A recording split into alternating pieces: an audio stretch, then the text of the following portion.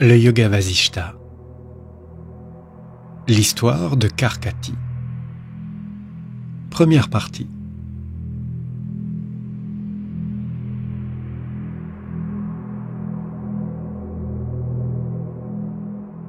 Vasishta poursuivit.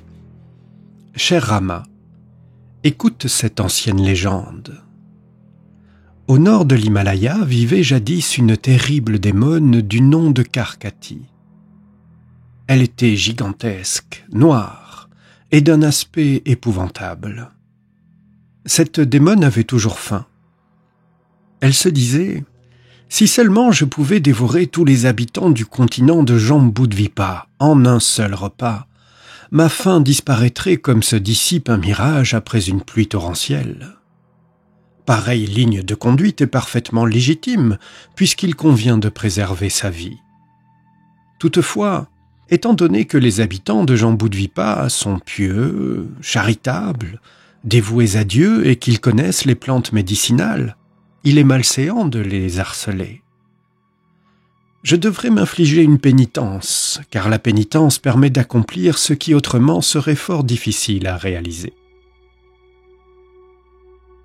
Elle grimpa donc sur l'un des pics enneigés et commença sa pénitence, debout sur une seule jambe. Aussi inébranlable qu'une statue de marbre, elle ne voyait pas les mois passer. Elle finit par devenir si maigre qu'on aurait dit un squelette vêtu d'une peau diaphane. Au bout de 1000 ans, Brahma, le Créateur, satisfait de sa pénitence, se présenta devant elle. Une intense pénitence permet de tout obtenir. Même des exhalaisons toxiques se trouvent ainsi neutralisées.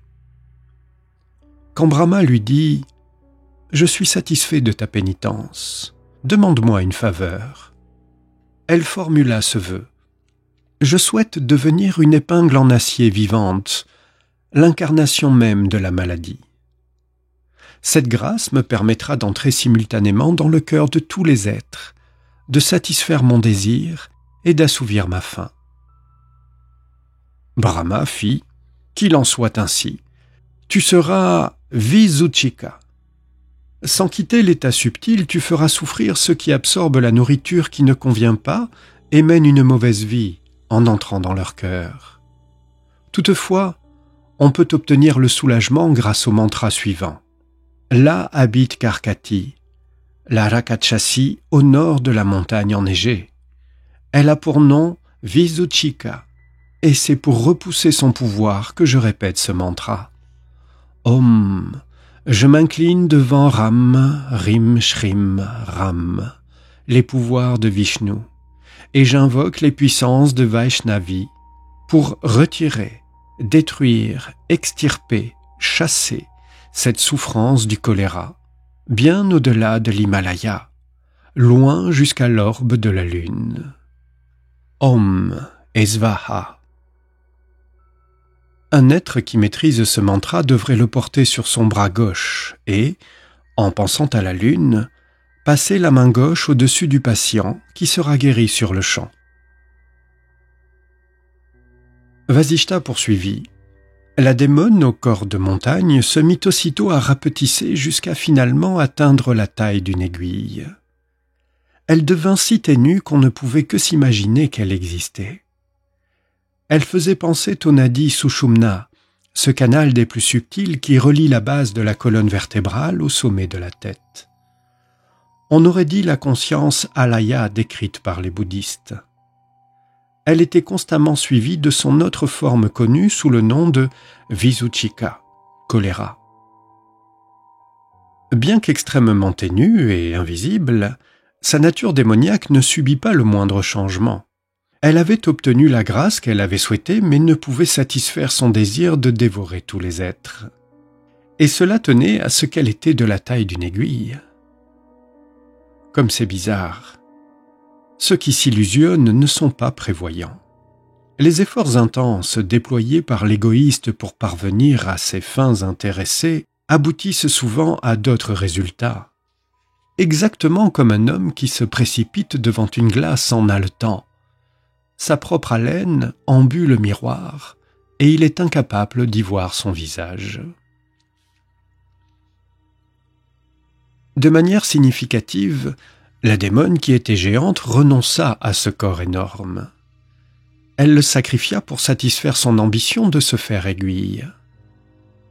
Même la mort devient souhaitable quand on recherche à tout prix un but intéressé et qu'on est mené par un désir excessif.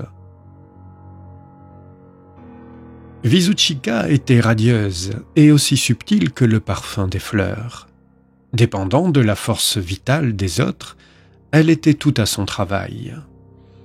Sous sa double forme de Suchika et Visuchika, la démone courait le monde, tourmentant tout un chacun. Conformément à son propre vœu, elle était devenue minuscule. Le fait est que les gens deviennent ce qu'ils souhaitent intensément.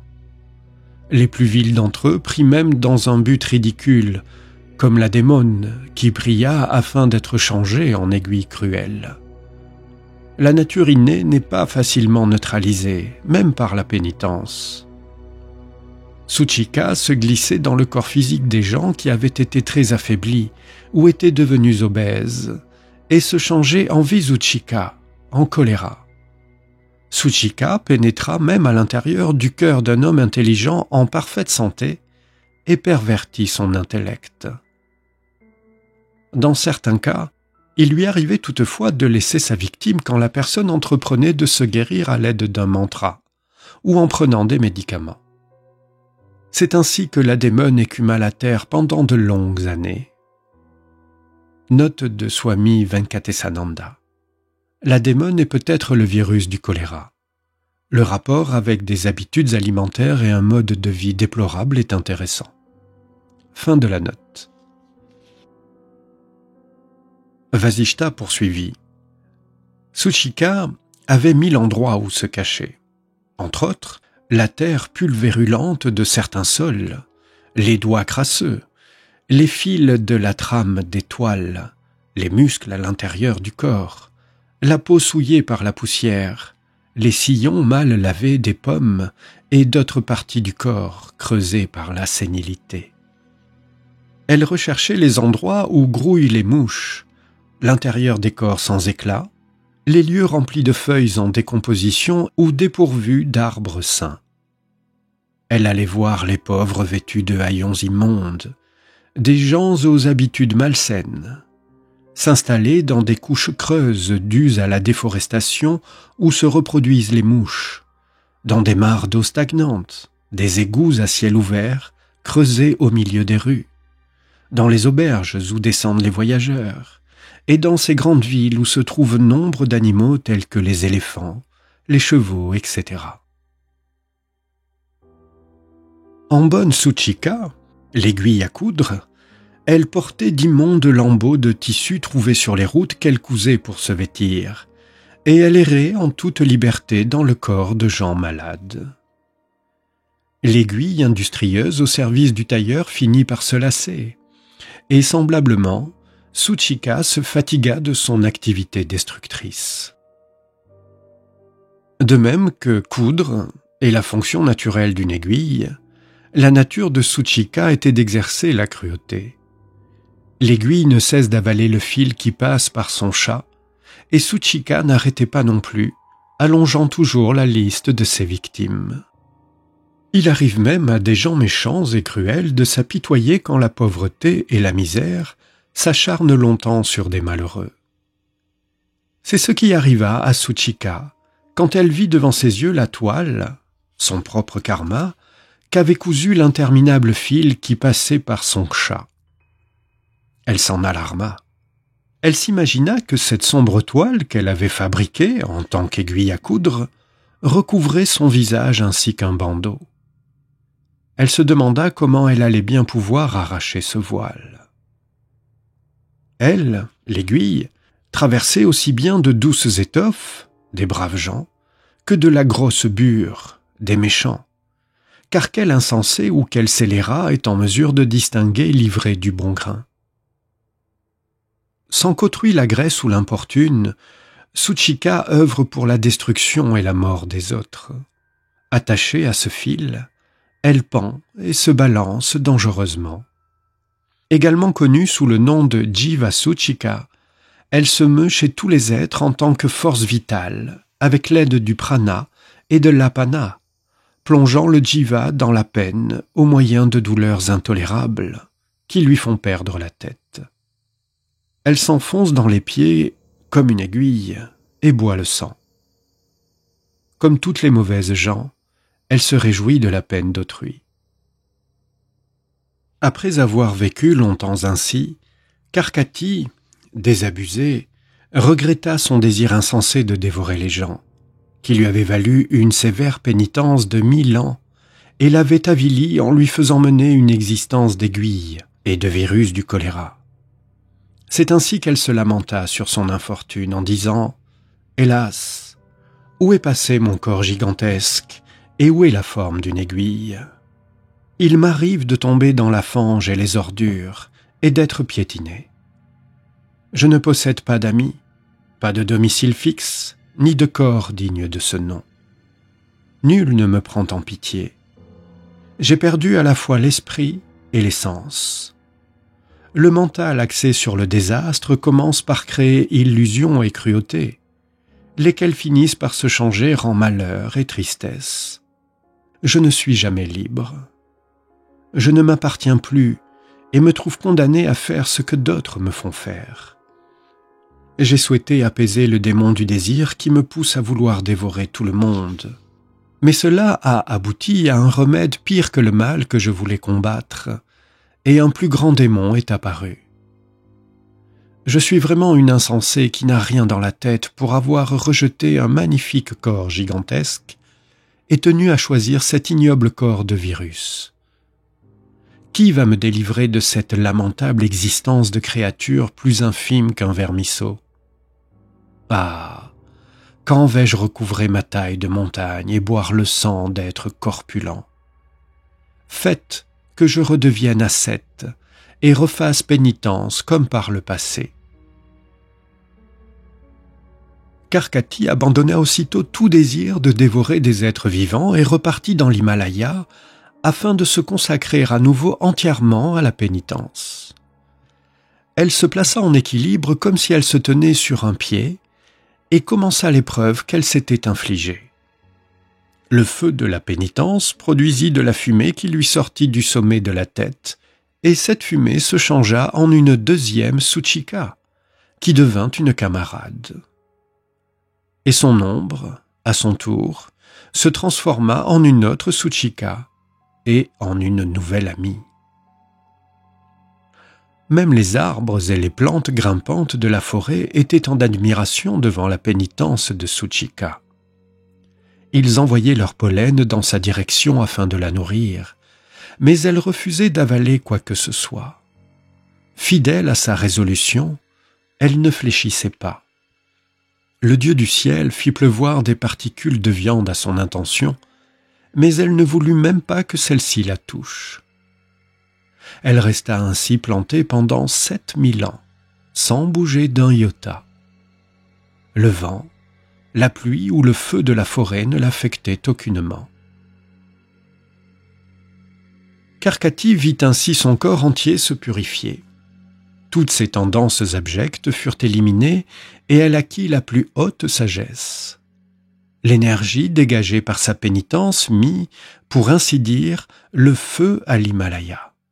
Le sage Narada informa Indra, roi du firmament, de l'accomplissement sans précédent de Karkati.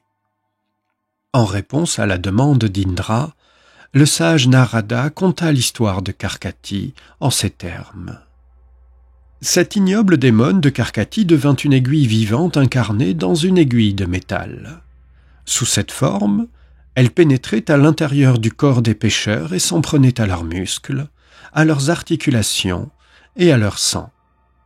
Elle entrait dans ces corps comme le vent, provoquant des douleurs qui faisaient penser à des piqûres ou à des coups de couteau. Elle infligeait de terribles souffrances au corps qui s'était nourri d'aliments impurs comme la viande, etc. Elle se glissait également dans le corps de toutes sortes de créatures comme les vautours et dévorait même le corps de certains. De par l'intensité de sa pénitence, Elle avait acquis la faculté d'entrer dans le mental et le cœur de tous, et de prendre part à tout ce que faisait le maître de séant. Rien d'impossible à qui est invisible et aussi subtil que le vent. Toutefois, ces tendances impures lui faisaient parfois préférer certains plaisirs ainsi que certains êtres. Elle s'attachait alors à eux et planait au-dessus de leur tête. Elle était libre de ses mouvements, mais, en période de crise, elle retournait au corps d'aiguille, à la façon des ignorants dans les moments difficiles. Elle n'était pourtant pas satisfaite physiquement. Seul un être participant de l'existence peut éprouver une expérience de ce type. Comment un corps inexistant peut-il connaître la satisfaction? Insatisfaite, Suchika était donc très malheureuse. Afin de recouvrer son ancien corps de démon gigantesque, elle se remit à faire pénitence. Elle se glissa à l'intérieur d'un vautour qui s'envola au sommet de l'Himalaya, où le rapace déposa l'aiguille avant de repartir. Se servant de l'aiguille tangible comme point d'ancrage, Suchika commença sa pénitence qui se poursuit à l'heure actuelle. Cher Indra, si tu ne mets pas un terme à cette épreuve qu'elle s'est imposée, il n'est pas impossible qu'elle cherche à détruire le monde par la puissance de cette pénitence. Vasishta poursuivit. Une fois ce récit terminé, Indra chargea Vayu, le dieu du vent, de repérer l'endroit exact où se trouvait Suchika. Porté par les courants, Vayu traversa les différents systèmes planétaires de l'univers et finit par pénétrer le plan terrestre. Il descendit alors sur l'Himalaya, où ne poussait aucune végétation du fait de la proximité de ce massif avec le soleil. Toute cette région faisait penser à un désert aride. Vayu découvrit la Sette Suchika dans l'Himalaya, dressée comme un des autres pics. Elle ne mangeait rien du tout et s'était presque complètement desséchée. Quand Vayu entra dans sa bouche, elle le recracha à maintes reprises. En yogini accomplie, elle avait retiré toute sa force vitale et l'avait concentrée au sommet de sa tête. Devant pareil spectacle, Vayu fut saisi. Muet d'étonnement, il ne put lui adresser la parole. Convaincu qu'elle était au plus fort de sa pénitence, il repartit sur le champ au firmament faire son rapport à Indra en lui disant « Seigneur, Suchika accomplit une pénitence sans précédent dans le continent de Jambudvipa. Elle ne laisse même pas le vent pénétrer dans sa bouche. Et pour vaincre la faim, elle a changé son estomac en une poche de métal. Je t'en prie, parle au Créateur Brahma afin de l'apaiser en lui accordant la faveur qu'elle demande. Sinon, l'intensité de sa pénitence pourrait tous nous consumer. » Indra alla parler à Brahma qui se rendit à l'endroit où Suchika faisait pénitence. Entre-temps, Suchika était devenue parfaitement pure grâce à sa pénitence. Ses autres formes, son ombre et le feu de ses austérités, en étaient les seuls témoins. En entrant en contact avec elle, même l'air et les particules de poussière avaient atteint la libération finale. Elle avait acquis la connaissance directe de la cause de tout, la cause suprême dénuée de cause, en faisant subir à l'intelligence qui l'habitait un examen radical. Cela ne fait pas de doute. L'investigation directe sur les mouvements de la pensée dans sa propre conscience est le gourou ou précepteur suprême, cher Rama, et nul autre. Brahma lui dit « Demande une faveur. » En réponse à cette proposition, elle se fit la réflexion suivante en son fort intérieur. « J'ai atteint la réalisation de l'absolu et, en moi, il n'y a ni doute ni manque. À quoi bon des faveurs? Quand j'étais ignorante, j'étais obnubilée par le démon de mes désirs. Maintenant, grâce à la connaissance du soi, ce fantôme a été conjuré. » Brahma lui dit alors « Cher ascète, tu ne peux faire fi de l'éternel ordre du monde. et celui-ci t'enjoint de reprendre le corps qui était le tien naguère, de vivre heureuse pendant longtemps, et ensuite de connaître la libération. Tu mèneras une existence éclairée. Tu ne t'en prendras qu'aux méchants, et aux méchants en causant le moins de tort possible, et cela afin d'apaiser ta faim naturelle. Suchika accepta les paroles de Brahma, et son corps d'aiguille ne tarda pas à recouvrer sa taille gigantesque. Vasishta poursuivit.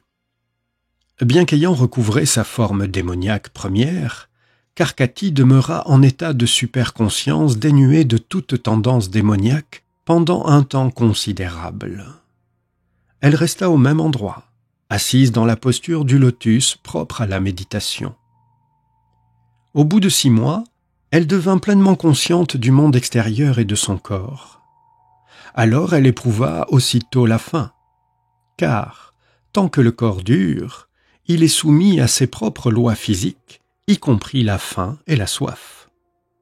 Karkati se dit « Qui vais-je dévorer ?» La destruction d'autres êtres vivants afin de conserver sa vie est condamnée par les sages. Si donc, en ne consommant pas cette nourriture interdite, je dois abandonner ce corps, je n'y vois aucun mal. La nourriture malsaine est un poison. De plus, pour une personne éveillée comme moi, il n'y a pas de distinction entre la vie physique et la mort.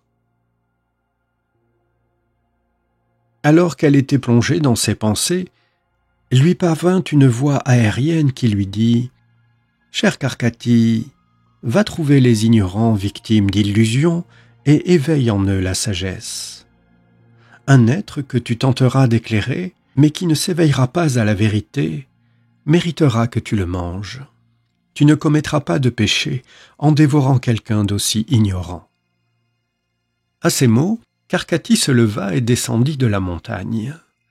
Elle pénétra à l'intérieur d'une forêt particulièrement dense peuplée de chasseurs et de tribus de montagnards. Dans cette région vivait un roi des chasseurs du nom de Vikram. Afin de protéger ses sujets, ce roi avait pour habitude de sortir la nuit avec son ministre et de mettre les voleurs et les bandits hors d'état de nuire. Karkati aperçut ces 2 hommes intrépides occupés à adresser leurs prières aux demi-dieux tribaux de la forêt. Karkati se dit « Ces 2 hommes sont sûrement venus ici pour apaiser ma faim. Ce sont des ignorants qui représentent donc un fardeau sur la terre. Des gens aussi incultes souffrent ici et dans l'autre monde. Pour eux, la souffrance est le seul lot de l'existence. La mort est une libération bienvenue qui mettra fin à leur souffrance, et il est possible qu'après la mort ils s'éveillent et cherchent le salut. Ah, mais ce sont peut-être aussi 2 sages, et je n'aime pas tuer les sages. Car quiconque souhaite goûter un bonheur sans mélange, jouir de la célébrité et connaître une longue vie, devrait absolument honorer et vénérer les hommes bons en leur procurant tout ce qu'ils pourraient bien souhaiter. Je vais donc mettre leur sagesse à l'épreuve. S'il s'agit de vrais sages, je ne leur causerai aucun mal. Les sages, les hommes bons, sont véritablement de grands bienfaiteurs de l'humanité. Vasishta poursuivit. Ayant décidé de mettre le roi et son ministre à l'épreuve, la démone Karkati partit à pousser de grands cris et hurla à leur adresse « Hé, vous 2, vermisseaux qui errez dans cette forêt touffue, qui êtes-vous? Dites-le-moi vite, sinon je vous dévore. » Le roi répondit « Cher fantôme, qui es-tu et où vas-tu » Le roi ne s'était pas départi de son calme. Sa réponse posée fut du goût de la démone qui se rendit visible. Le roi et le ministre découvrirent alors sa forme épouvantable et, nullement démonté, le ministre lui déclara « Cher démone, pourquoi es-tu si courroucé? La recherche de nourriture est naturelle et commune à tous les êtres vivants, et pour s'acquitter de ses fonctions naturelles, il n'est pas besoin de se mettre dans tous ces états. Même les sages parviennent à des buts égoïstes par des moyens appropriés et un comportement ou des actes adéquats, après qu'ils ont renoncé à la colère et à l'agitation mentale pour adopter l'équanimité et un esprit limpide. Nous avons vu des milliers d'insectes comme toi, et nous les avons traités de façon juste, car il incombe à un roi de punir les méchants et de protéger les bons. Renonce à ta colère et parviens à tes fins en ayant recours à la tranquillité.